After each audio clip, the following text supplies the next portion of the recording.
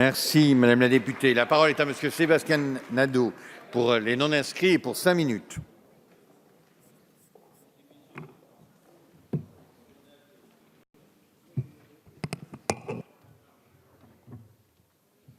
Merci.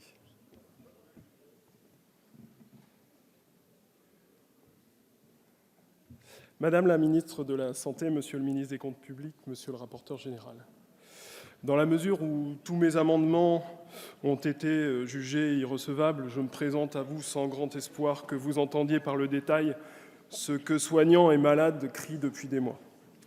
Pour une prise en charge à 100% des vaccins rendus obligatoires afin d'augmenter la couverture vaccinale et la rendre universelle, sans considération financière, irrecevable.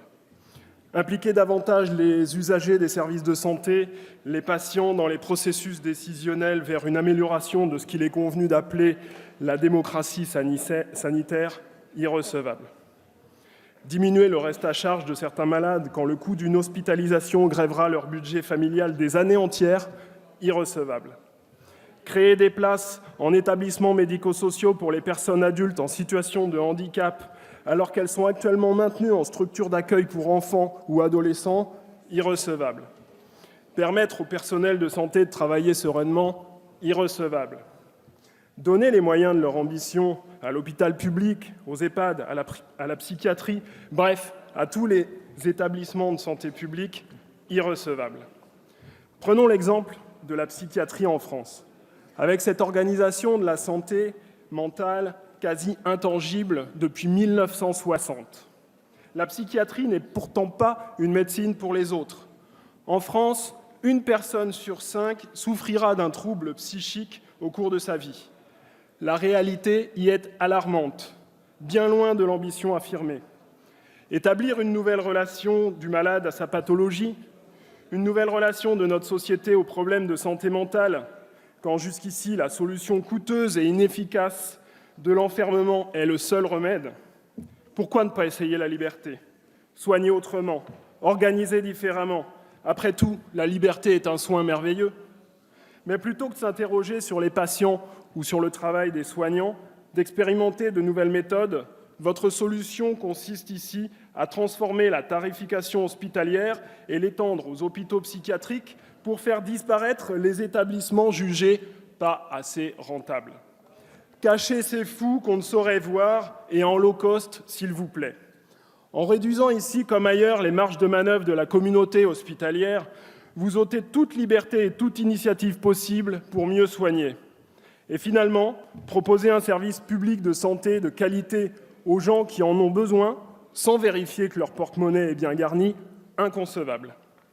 Alors laissons un instant cette comédie du PLFSS et allons à quelques pas d'ici, vers un autre théâtre, celui du Palais Royal à Paris. Nous sommes en février 1673. Sur scène, Molière et sa troupe se démènent dans cette comédie insolite du malade imaginaire. Pour mémoire, Argante, le malade imaginaire, se fait faire toutes sortes de saignées, de purges et autres remèdes prescrits par des médecins plus soucieux de complaire que de concourir à améliorer la santé de leurs patients.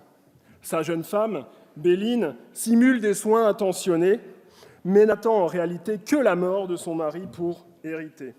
Mais voilà Toinette, la fille d'Argante, qui s'exclame « Et quoi, papa, mon gentil papa? Ne voyez-vous donc pas tous ces gens fatigués, épuisés, à bout de force et même broignés, tant qu'ils se démènent pour vous de l'aube à la nuit, de la nuit à l'aube, tout cela pour quelques misérables oboles ?»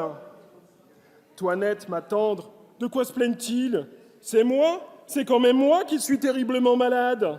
Ils exercent un métier maléfique. Que veulent-ils de plus? Et puis, je n'en suis pas toujours satisfait. J'attends, je meurs en quinte de tout, je souffre, je transpire, cela me coûte les yeux de la tête. Et puis, ce ne sont que des serviteurs, après tout. Mon doux papa, c'est que ces soignants n'ont pas toujours les moyens d'exercer leur sacerdoce. Anaïs de Moustier et Fabrice Lucchini joueraient mieux que moi cette comédie, j'en conviens. Mes chers collègues, laissez M. Nadeau poursuivre. Il advint lors de la 4e représentation du malade imaginaire en cette année 1673. Sur la scène, Molière, dans le rôle d'Argante, fut pris d'un malaise. Quelques jours plus tard, il était mort. Le service public de santé n'est pas un malade imaginaire. Les soignants et les patients ne sont pas hypocondriaques. C'est ensemble que nous pouvons mettre fin à cette tragédie du quotidien. Aujourd'hui, c'est à vous, messieurs, mesdames les ministres, mes collègues rapporteurs, mes collègues députés, d'en décider enfin. Je vous remercie, Monsieur le Président. Merci, Monsieur le député. Mes chers collègues, la discussion générale est close.